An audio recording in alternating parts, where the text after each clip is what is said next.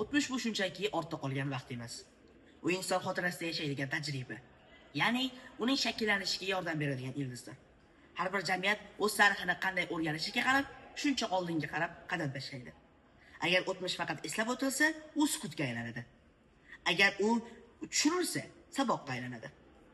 Adabiyot ana shu saboqni o'rgatuvchi eng katta ta'sirli vositalardan biridir. U voqealarni hikoya qilmaydi, balki inson qalbini gapirtiradi. Bugun biz asar orqali o'tmish hayotiga nazar tashlab, insoniy qadriyatlar, muhabbat va jamiyat o'rtasidagi munosabatlarni anglashga harakat qilamiz. Keling, hozir siz bilan O'tgan kunlar filmidan parchani tomosha qilamiz. Nima balo? Kuyov ko'rimsizmi? Yo'q, o'zim ko'rganim yo'q. Ammo ko'rgichlarning so'zlariga qaraganda o'xshashsiz ko'rgan. Tez aqlli yigit emish. Bo'lmasa nega tashvish qilasan? Bitta qizimni Toshkentga olib ketib qoladim deb qo'rqaman. Axir xudolar kumush buni Mavlondan olib ketmaymiz deb va'da beribdilar-ku. Durustroq kiyinib oling. Tag'in mehmonlar masxara qilib yurishmasin. Siz o'shami? Ha. Men o'sha. Sevgan xotiningiz kelayotgan emish.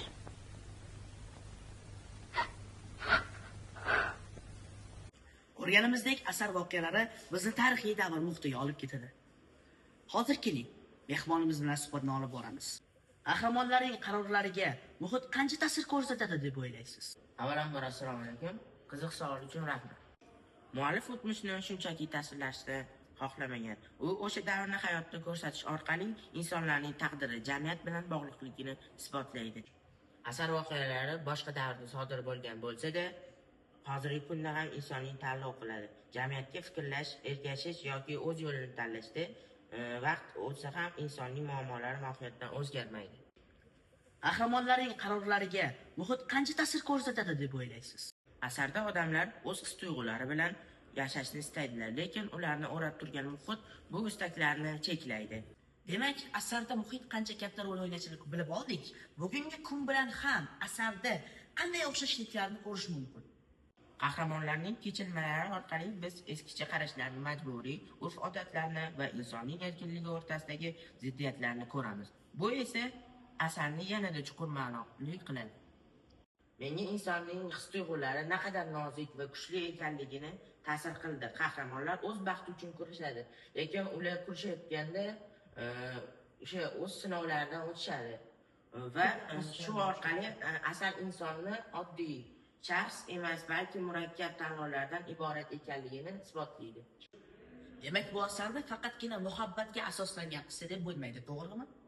Albatta, asarda muhabbat markazida turgan bo'lsa-da, u aslida muammolarni ochish vositasidir. Men bu asarni o'qiganimda juda ham ta'sirlanganman. U asarni sizlar ham ko'rgan bo'lsangiz kerak. Bu asar yoshlarni mustaqil fikrlashga, hayotga qadar o'sha yo'llarni bosib o'tishga yordam bergan bo'lishi ham mumkin insonlarga. Shu orqali muallif jamiyatga insonning bo'lgan hayotiga ta'siri haqida e'tibor bilan o'ylashga undaydi. Men asarning xulosasiga keladigan bo'lsam, shu Otabek nimaga Zaynabga uylangan deb o'ylaysizlar deb sizlar ham savol berayotgan bo'lishingiz mumkin, to'g'rimi? Uni uylanganligi sababi o'sha ota-onasini ra'yiga qarshi bora olmaganligi, o'sha ota-onasining gapini ikki qila olmaganligi, Jon O'zbekni andishasi borligi uchun uylangan Zaynabga. Fikrlaringiz uchun kattakon rahmat, tashrifingiz uchun tashakkur. Taklifingiz uchun rahmat. Meni chaqirganingizdan boshim juda ham osmonga yetdi. Xulosa qilib aytganda, bu asar bizni faqat o'tmishga nazar tashlashga emas, balki bugungi hayotimizni ham tasvirlab, yoki shakllantirib berishga katta xizmat qiladi. Unda tasvirlangan voqealar tarix sahifalariga shunchaki qolib ketmaydi. Ular har bir o'quvchilarning qalbida davom etadi. Adabiyotning haqiqiy kuchi ham shunda. U juda o'tgan kunlarni eslatadi, bugungi kunni tushuntiradi va kelajak haqida o'ylashga majbur qiladi. E'tiboringiz uchun rahmat.